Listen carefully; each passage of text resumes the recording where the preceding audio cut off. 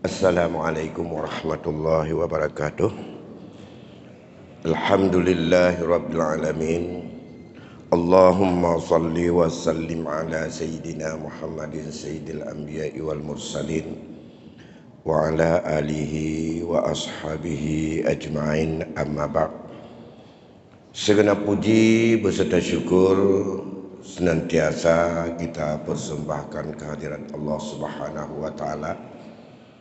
Selawat dan salam kehadiran junjungan kita Nabi besar Muhammad sallallahu alaihi wasallam pada keluarga dan sahabatnya sekalian yang kami muliakan, bapak-bapak, ibu-ibu, sidang jamaah pengajian istimewa lagi yang senantiasa setia ingin untuk mengetahui salah satu cabang ilmu yang sangat penting yang diingatkan oleh Rasulullah yang lebih banyak, yaitu saya hubungkan dengan masalah hukum faraid atau hukum waris, karena persoalan itu merupakan persoalan yang kita sangat khawatir. Dengan peringatan Rasul, ilmu ini pertama sekali Allah cabut. Ilmu ini mudah sekali dilupakan oleh umat apabila tidak ada lagi orang yang bisa nanti menjelaskan persoalan ini. Khawatir Rasulullah akan terjadinya permusuhan dan akan terjadi pertengkaran dalam keluarga. Yang kedua, peringatan Rasul yang lebih tegas lagi diingatkan oleh Allah, di mana berkaitan dengan ketentuan yang Allah tetapkan yang sifatnya bukan fikih atau bukan ijtihadi berkaitan dengan pengalihan milik ini. Allah ancam dalam surat An-Nisa ayat 14 bahwa Allah akan memberi balasan kepada orang yang menyimpang dalam hukum ini terhadap neraka jahanam. Tapi siapa yang taat dan patuh kepada tuntunan Allah dan tuntunan Rasul berkaitan dengan persoalan ini, Allah masukkan dalam syurga, menunjukkan bahwa penyimpangan berkaitan tak mampu kita pertanggungjawabkan menurut ketentuan Allah dan Rasul dan ketentuan syarak berkaitan dengan pengalihan milik keluarga kita yang duluan meninggal dunia. Ini termasuk dosa besar yang berat sekali yang Allah ancam dengan khalidina fiha, kekal dalam neraka. Baik tuku-tuku, bapak-bapak, sidang jamaah yang dimuliakan Allah. Pada malam yang lalu kita sedikit menjelaskan bahwa cara yang dibenarkan oleh agama, oleh syarak, legal pengalihan milik dari orang yang duluan meninggal keluarga kita kepada ahli waris hanya dengan 4 cara. Cara yang pertama dengan kita mengambil kadar bagian yang telah Allah tetapkan. Itu sudah kita melewatinya beberapa kali, walaupun itu belum cukup untuk kita ingat, dan saya sendiri juga mengasih haris untuk kita baca, karena berbeda kasus akan berbeda bahagian. Orang-orang yang Allah tetapkan itu ada 12 kelompok, ketetapan Allah ada 6 bagian, 12 kelompok yaitu, dan mereka adalah mendapatkan jatah pemberian Allah. Kurang dari itu berarti ada orang lain yang mengambil lebih. Orang yang mengambil lebih daripada kadarnya itu tanpa halal, tanpa ridha daripada orang yang membuat hak dia kurang. Kemudian kadar-kadar juga itu dengan 2/3, 1/3, 1/4, 1/6, 1/8, itu semuanya ketetapan Allah dalam ayat. Setelah kita lewati dan itu prioritas pertama, maka jalan kedua dengan jalan pengambilan sisa atau menghabiskan setelah yang tidak dihabiskan oleh kelompok yang pertama. Ini disebut dengan jalan orang yang mengambil sisa atau disebut dengan asabah. Ini cara yang kedua. Cara yang ketiga nanti, kalau ini tidak ada tapi masih ada tersisa, pengambilan asabah satu pun tidak ada, baik asbab nafsih, orang-orang yang sudah kita urut pada malam itu, yang dilihat daripada 3 jalur atau 4 jalur. Maka cara yang ketiga, dengan pengembalian sisa kepada mereka yang mentah Allah tetapkan bagiannya. Itu pun tidak ada. Tidak ada sedikit satu orang pun yang mendapat bagian. Maka selanjutnya cara pengambilan itu adalah dengan jalan zawil arham. Jalan zawil arham itu ada metode sendiri. Kelompok zawil arham adalah ahli waris yang tak masuk dalam 25 orang kelompok pertama yang di dalamnya ada zawil furud, orang yang mendapat bagian tertentu, dan ada yang mendapatkan sisa atau menghabiskan seluruh harta. Bila orang-orang yang mendapat kadar tertentu tidak ada yang Allah sebutkan, maka orang yang mengambil sisa bisa mengambil seluruh hartanya. Itulah kelompok asabah. Pada malam yang lalu kita sudah urutkan, sekilas saya ulang, kelompok ahli waris yang didasarkan kepada isyarat ayat dan hadis, maka ditetapkan asabah itu ataupun orang-orang yang bisa menghabiskan oleh dirinya dengan secara tertib, dikelompokkan kepada yang pertama adalah anak laki-laki dan cucu laki-laki secara tertib. Karena ini berdasarkan daripada ayat Allah yang pertama. Bila anak laki-laki, cucu laki-laki disebut ini keturunan si mayat yang laki-laki tidak ada, naik kepada ayah si mayat. Tidak ada ayah si mayat, mereka kelompok kedua. Maka naik kepada kakek si mayat, dan kakek setara dengan saudara kandung. Kakek kalau enggak ada saudara kandung setara dengan saudara sebapak, menghabiskan secara pribadi. Nah, kalau pada ayah tidak ada, berarti kelompok ketiga kakek bersama dengan saudara kandung. Kalau kakek tidak ada, berarti saudara kandung. Saudara kandung tidak ada, berpindah kepada saudara sebapak. Itu tidak ada kepada anak-anak dia yang laki-laki. Yang diawali yang seibu sebapak, baru yang sebapak. Itu disebut dengan kelompok ketiga yang disebut dengan ukhuwah, jalur persaudaraan. Kalau dari ukhuwah tidak ada sampai ke bawah, anak-anak yang laki-laki dari saudara kandung dimulai saudara sebapak dan kemudian naiklah kepada saudara ayah yang kita kenal dengan paman. Kalau istilah kita, kalau lebih tua ayah kita daripada saudaranya yang laki-laki yang seibu sebapak, kita sebut dengan paman. Kalau lebih tua saudara dari ayah kita yang seibu sebapak atau yang sebapak, kita sebut, kalau itu dalam bahasa Arab, dalam faraid itu paman juga. Kalau kita biasanya beda. Kalau paman atau pakcik itu yang lebih muda dari ayah kita. Tapi kalau yang lebih tua dari ayah kita, abangnya, itu biasa kita sebut oleh kita adalah bukan paman, tapi pakwa atau abuwa, entah apa-apalah. Ya. Kalau itu tidak ada anak-anak dia yang laki-laki, ini disebut dengan kelompok umumah. Nah, kalau umumah tingkat saudara ayah tidak ada, naik kepada tingkat saudara kakek, paman daripada ayah si mayit. Nah, bukan ayah kita, ayah dari si mayit, ayah dari ayah kita. Jadi kakek saudara daripada nek tu adik paman ayah. Begitu juga secara tertib. Itu termasuk dalam kelompok umumah.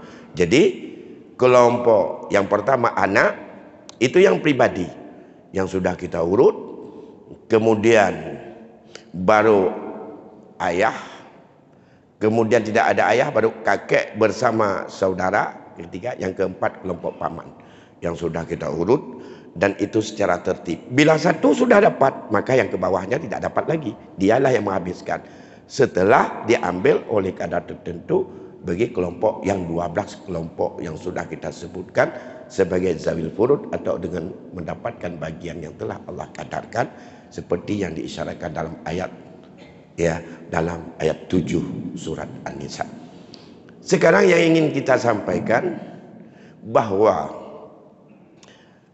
berkaitan dengan bukti dalil bahawa mereka itu adalah mengambil semua tanpa ada ketentuan bagian. Yang pertama, diisyaratkan di dalam ayat illam yakul lahu walad wa warisahu abawahu fali ummihi sulus. Tidak disebutkan bagi mamak dapat sepertiga, bapak tidak dibilang lagi kalau si mayat tidak punya anak, menunjukkan bahawa bapak bisa menghabiskan setelah diambil oleh mamak. Ya, itulah ada orang yang menghabiskan disebut dengan asabah. Begitu juga dengan isyarat hadis yang sahih yang dibilang oleh Rasul, alhiqul faraidha li ahliha fama baqiya fahuwa li aula rajulin zakarin. Berikan, serahkan dulu segala yang telah Allah fardukan akan hak mereka. Alhiqul faraidha li ahliha. Siapa ahlinya? Itulah 12 kelompok yang disebut Allah dalam ayat. Kalau belum habis setelah diambil oleh mereka, fama baqiya, apa yang masih tersisa, fahuwa li aula rajulin zakarin. Itu bagi laki-laki yang lebih utama di antara kerabat ahli waris si mayat. Menurut dianggap utama siapa yang lebih dekat hubungan darah dengan si mayat. Itulah dimulai dengan anak, cucu, ayah, kakek, saudara kandung, saudara sepapak, seterusnya. Itulah dipahami daripada hadis Nabi. Dan itu menjadi mereka tidak disebutkan berapa saja sisa untuk mereka yang paling utama, kata Nabi. Nah, ini isyarat ayat dan hadis. Kemudian menyangkut dengan ahli waris yang menghabiskan itu semuanya, yang ingin saya sampaikan pada malam ini adalah ada yang disebut dengan asabah bi ghairi. Ia menghabiskan pusaka bukan atas dirinya, tapi karena ada orang lain yang mendukungnya. Karena ada sebab orang lain bersamanya. Ini berdasarkan isyarat ayat yang pertama. Yang pertama surat 11, surat An-Nisa ayat 11. Yusikumullah fi auladikum, pada anak-anak kalian. Anak ada dua, ada laki ada perempuan. Ada tingkat anak dan ada tingkat cucu. Ya. Fi auladikum lidzakari mislu haddil unsayain. Kalau laki-laki mendapat 2 banding perempuan, menunjukkan perempuan tidak mendapat kadar tertentu. Kalau tidak ada laki-laki baru dapat kadar tertentu. Seperti yang dalam kelompok anak dan cucu di belakang. Kalau ada anak laki-laki yang sederajat dengan dia, abangnya atau adiknya yang laki-laki, dia tidak ambil bagian tertentu, tapi dia mengambil bersama dengan abangnya yang laki-laki sebagai orang yang di depan menghabiskan seluruh pusaka, dan porsinya dengan seluruh apa yang telah diambil oleh orang lain 2 banding 1.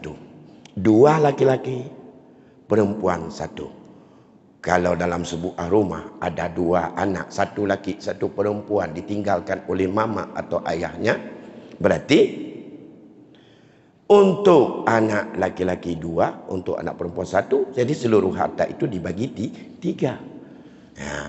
Maka dalam hal ini asabah bi ghairih ini tertentulah hanya kepada wanita atau perempuan-perempuan yang Allah tetapkan baginya. Andai kata tidak ada laki-laki yang sederajat dengannya, maka mereka itu mendapat bagian tertentu oleh karena. Dan apabila ada laki-laki yang sederajat dengannya, ia tidak mendapat bagian tertentu, tapi ia menghabiskan seluruh harta dengan besar dapatannya perbandingan laki-laki 2, dia 1. Dalam hal ini kita lihat beberapa contoh. Andai kata dalam sebuah kasus orang yang meninggal hanya yang ditinggalkan anaknya saja, ada laki-laki, ada perempuan. Nah, maka kalau anaknya laki-laki dan perempuan, 1 laki dan satu perempuan, seperti yang saya bilang tadi, maka semua harta laki dikali 2, karena itu perintah ayat. Perempuan dikali 1 sama dengan di sini 2 dan satu jadi 3. Semua harta dibagi 3.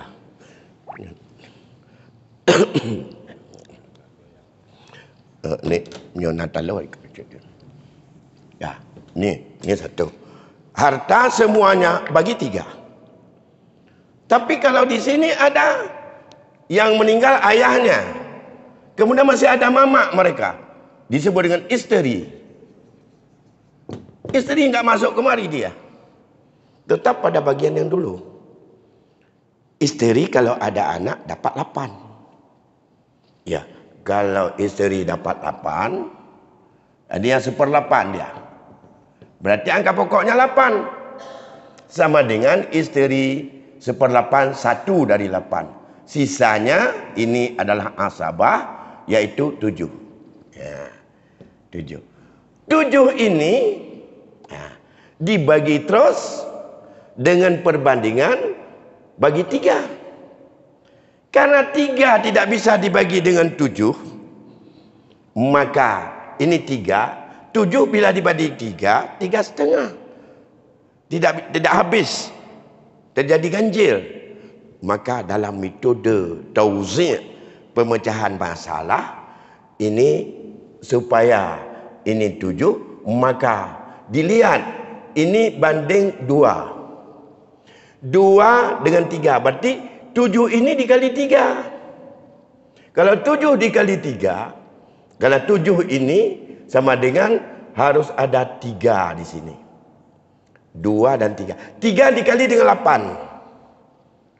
Kalau 3 kali 8 berapa? 24.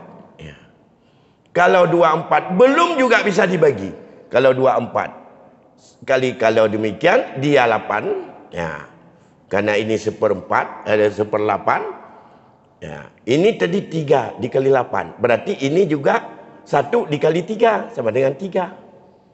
Sisa daripada 24 adalah 21. Kalau 21 dibagi 3, 7 sama dengan laki-laki ambil 14, perempuan ambil 7. Semuanya sudah ada 21.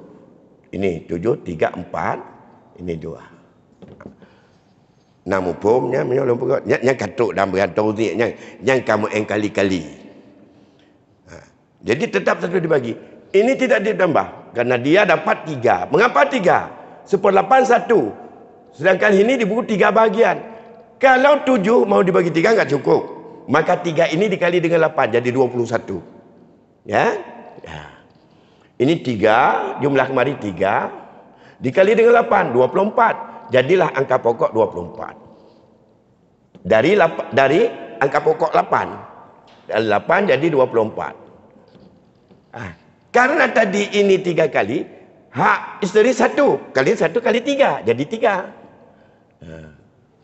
Kemudian mereka sisa 21. Kalau 21 sudah ada masing-masing. Jadi dalam hukum peraih menono. Dalam hukum peraih nyo hanjut. Yang kamu jejut je ikah 7 2. Hanjut menjejut, menyampeng hanjut menjejut je. Tetap harus jelas. Kalau demikian seluruh harta bagi 24 dulu. Napeng 24 miliar. Ibu dapat 3 miliar. 3M. Kemudian 14 miliar anak lelaki. 7 miliar anak perempuan. Selesai masalah. Baru selesai. Kemudian mau ngambil enggak ada duit karena pada nilai. Nilailah rumah berapa dulu. Untuk siapa? Kalau yang lebih tolak 2. Oh, tolak enggak mau, ambil enggak sanggup. Jual. Jadi duit.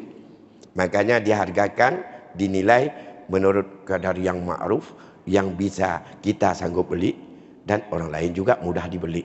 Bukan untuk harga jual.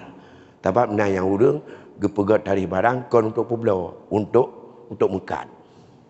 Untuk mekat, you 10 juta boleh label 20. Apa yang lego? Mu tanya ngai kau. Hinan pasaran tiplu.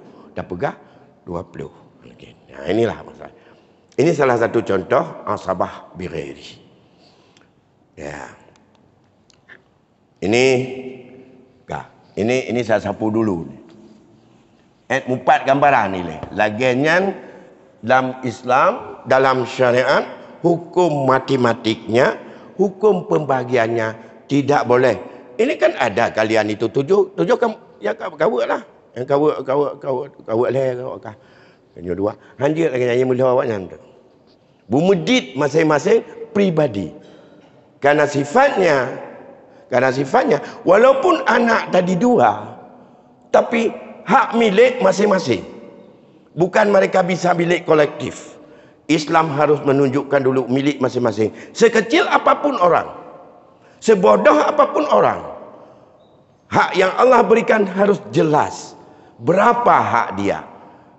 Kalau orang yang tidak tahu apa-apa sudah tahu haknya berapa, orang sudah tahu, kita menjadi saksi yang tahu. Yang kendalikan khianat terhadap hak dia, tidak jujur menurut aturan bagaimana pengendalian hak dia, maka itulah yang disebut dengan orang-orang yang pendusta agama, atau orang-orang yang mengkhianat pada anak kecil, atau disebut dengan anak yatim. Begitu juga orang yang kurang akal, atau orang yang tidak sehat lagi, atau yang orang yang sudah asfala safilin, tak apalah. Nah, itu semuanya. Dalam konteks ini, untuk asabah bighairi ini, yaitu seperti yang isyarat ayat tadi, hanya 4 orang wanita saja. Bukan 4 orang, 4 kelompok wanita. Ya. Yang pertama, siapa? Itulah ahli waris yang memiliki hak 2/3. Karena syarat wanita yang ia mendapat asabah bighairi bila ada laki-laki yang sederajat dengannya, ia andai kata tidak ada laki-laki, dia ahli waris. Dia ahli waris. Itu standar. Maka kalau ia ahli waris dan ada laki-laki yang standar dengannya, hanya 4.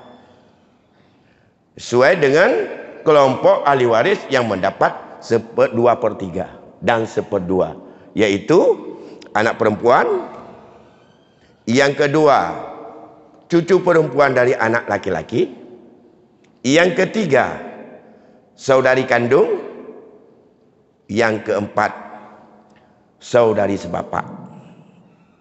Itu perempuan 4. Lantas 4 ini, kalau tidak ada laki-laki yang sederajat dengannya, ia ahli waris. Bila sendiri dapat setengah. Bila 2 atau lebih dapat 2/3. Siapa beri? Allah. Mana? Di dalam ayat 11 untuk anak dan cucu, yaitu lizzakari mislu hadzal unsayyain in kanat wahidatan falaha nisfu. Jika ada 1 anak perempuan, ia miliknya setengah. In kunna fawqa snatain falahunna sulusa ma tarak. Jika anak perempuan 2 atau lebih, ia 2/3. Itu tidak ada anak laki. Kalau ada anak laki yang pertama, lizzakari mislu hadzal unsayyain. Jadi tinggalkan 1/2, tinggalkan 2/3, gabung dengan yang laki-laki. Rumusnya 2 untuk laki, 1 perempuan. Jumlah perempuan 10, berarti 10 kali 1. Jumlah laki-laki 2, 2 kali 2 4. 10 tambah 4, jadi mereka 14 bagian. 14 bagian untuk laki-laki ambil, ya, karena tadi mereka itu 2 itu 4, berarti 4 hak laki-laki, 10 masing-masing perempuan ambil 1-1. Wang semua nilai peninggalan akumulasikan ke dalam jumlah itu. Nah, dalam konteks ini, cucu laki-laki bersama dengan cucu perempuan tidak dalam ayat. Tapi ini sudah ijma' dan ahli tafsir sepakat makna aulad adalah keturunan si mayit. Yang pertama, tingkat yang pertama anak. Yang kedua cucu. Ya. Yang ketiga cicit, terus ke bawah itu aulad. Maka ijma' para ulama, ijma' sahabat, bila cucu laki-laki bersama dengan cucu perempuan itu sama bila tidak ada anak laki-laki dan anak perempuan, pengganti anak laki-laki dan perempuan.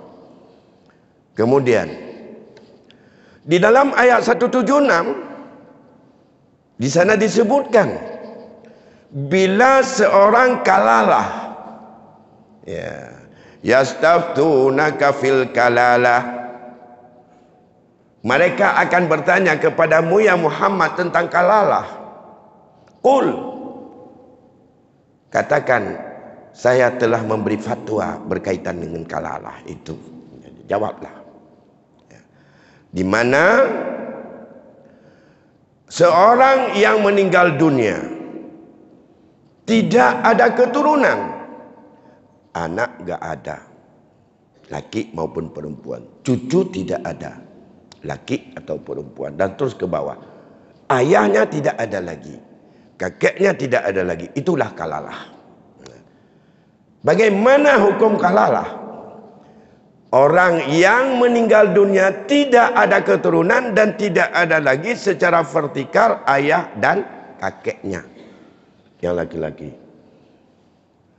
Maka Allah memberikan ketetapan hukum bahwa apabila adalah bagi si mayat itu kakak kandungnya yang seibu sebapak, satu orang ia mendapatkan setengah harta seperti pada anak laki-laki, anak perempuan. Dan bila ada dua atau lebih ia mendapatkan 2/3 pada ayat 176. Terakhir sekali ayat Nisa, ayat penutup An-Nisa.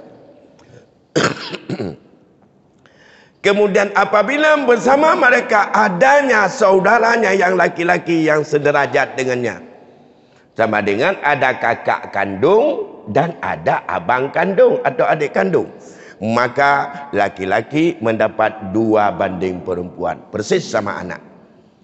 Maka menunjukkan bahwa yang menghabiskan pusaka dan tinggalkan hak tirkah bahagian adalah saudari yang seibu sebapak bila bersama saudara yang seibu sebapak. Bila tidak ada saudari sebapak dan saudara sebapak, berpindah kepada saudara sebapak. Seibu sebapak berpindah kepada saudari yang sebapak. Bila bersama saudara sebapak pada tingkatnya, mereka asabah bighairi. Namun dalam hal ini ada sebagai contoh, misalnya sama seperti tadi, asal yang menghalang mereka tidak ada, percuma. Yang ingin saya katakan di sini ada disebutkan dalam konteks asabah bighairi ini, baik posisi cucu perempuan maupun daripada saudari sebapak, ada diistilahkan satu istilah kejadian mereka itu ada dengan kehadiran saudaranya yang laki-laki, ia menjadi mas'um, kadang-kadang dia sial, musibah, hilang hak gara-gara ada laki-laki. Dan kadang-kadang dengan sebab adanya laki-laki ia mendapat keberuntungan. Ini status cucu perempuan dari anak laki-laki. Misalnya yang menguntungkan, seorang yang meninggal dunia ditinggalkan ahli warisnya, ini disebut dengan dia menguntungkan. Ada ahli waris, satu anak perempuan,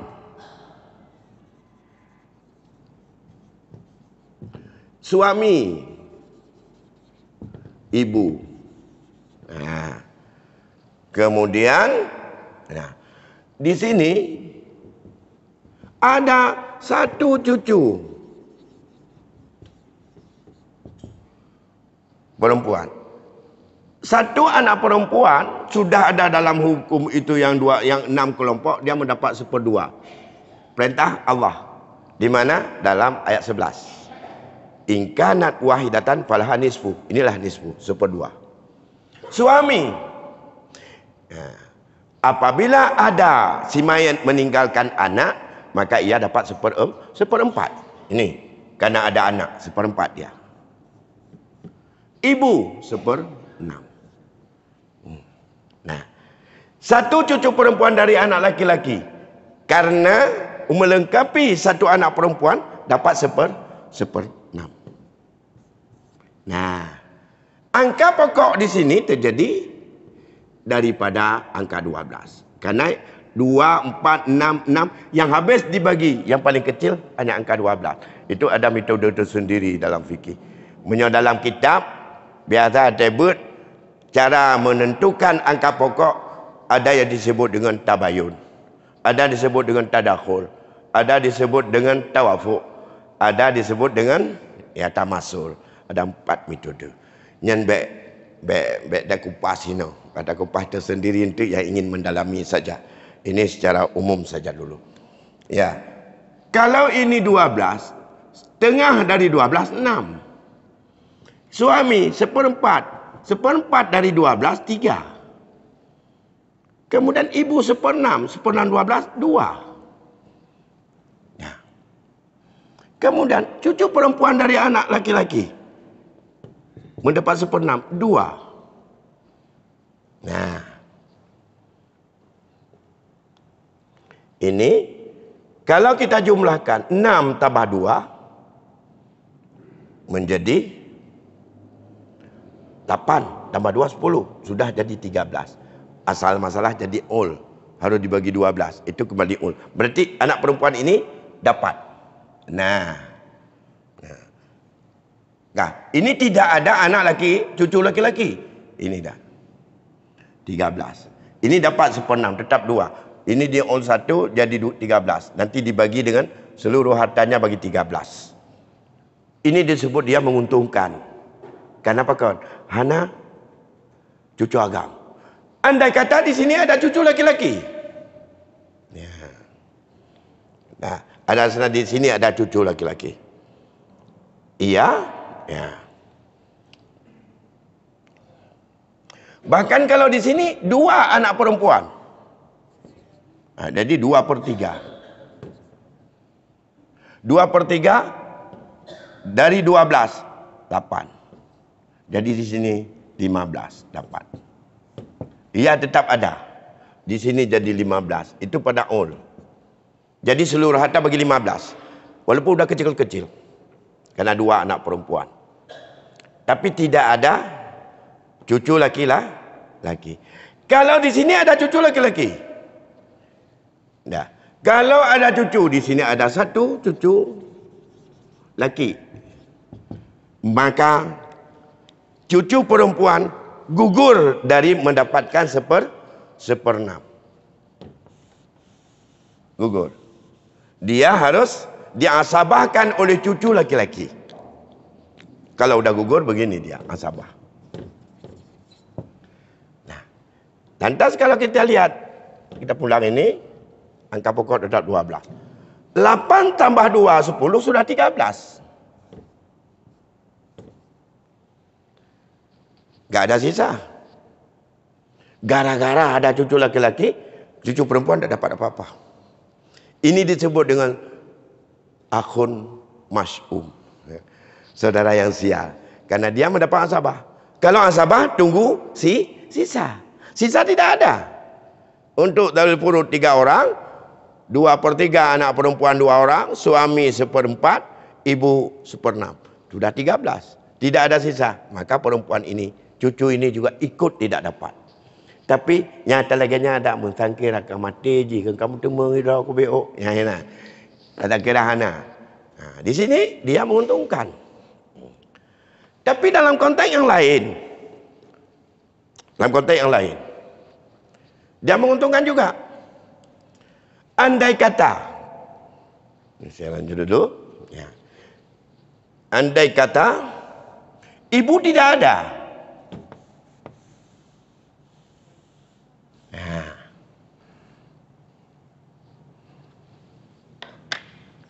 Maka dia tetap pada asabah. Di sini 8 tambah 3 11. Ada sisa satu. Gara-gara 11 enggak diul karena pada angka pokok. Tak perlu diul karena yang tinggal tidak boleh ditambah karena dia tunggu satu. Satu ini. Ini seandainya tidak ada cucu laki-laki dari anak laki-laki, dia tidak dapat. Karena mengapa? Dia dapat 1/6 bila anak perempuan satu. Kalau 2 anak perempuan dia enggak dapat. Maju. Terhijab dengan cucu perempuan terhijab dengan sebab ada 2 anak perempuan. Tapi gara-gara ada cucu laki-laki, dia bisa mendapat satu ini dengan sebab adanya anak laki-laki, cucu laki-laki. Kalau enggak ada terhijab karena sudah 2 anak perempuan. Di sini disebut cucu perempuan dia mubarak, menguntungkan. Jadi cucu agam, saudara agam kadang-kadang menguntungkan, saudara agam kadang-kadang merugikan bagi seorang cucu perempuan. Itu kejadian dalam kasus yang kejut. Tapi baik cerita Melaka bantak tidak wataga ani inang. Olehnya nalako gementong. Yang tam Melaka ju abang ke bawa mati gede bertemu itu baik celakanya oleh yang perempuan. Jadi apa? Dan itu ada hikmah yang lain kalau abang. Bapak Ibu yang berbahagia, ini merupakan kalau kita tingkatkan lagi, bagaimana cara membaginya? Ini cara membaginya sebenarnya rumit dikit. Ini rumit juga. Kalau sudah kali-kali memang rumit. Tapi nyok tiket ke syurga. Kahanjut tu bunda tupu lagi nyo tang myo kabit aja kita minta boleh ni tiket ke syurga untuk bertemu syurga Allah. Ayat leblah. Ingat ayat leblah. Apa ayat 13? Siapa yang hafal? Dah. Ya. Wa may yuta'illah tilka hududullah. Mana hududullah? Ayat 11 ayat 12. Ayat 11-12 apa? Itulah bagian-bagian yang Allah tetapkan. Ya. Ayat 11 pusaka anak, ayah dan saudari kandung. Saudari seibu. Ayat 12 hak suami, isteri dan juga saudari seibu.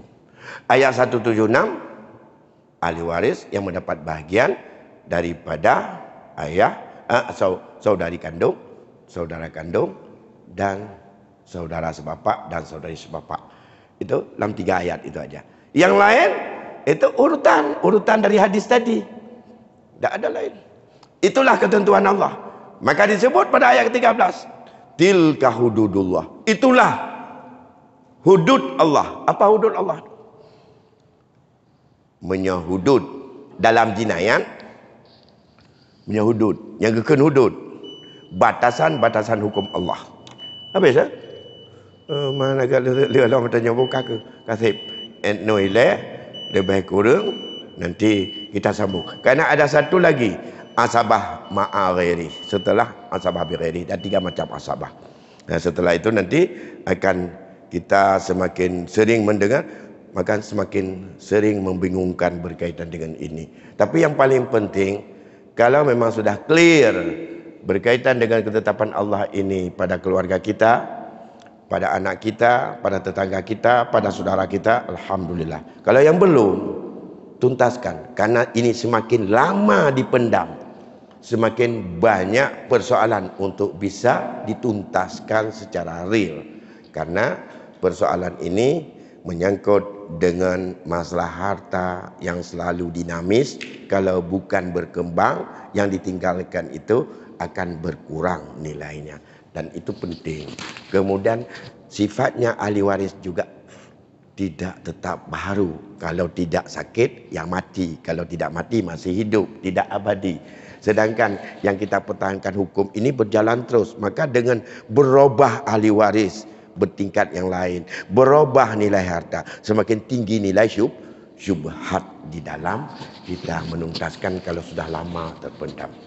Demikian, lebih kurang saya mohon maaf. InsyaAllah di lain kesempatan nanti akan kita lanjutkan. Lebih kurang saya mohon maaf. Assalamualaikum warahmatullahi wabarakatuh.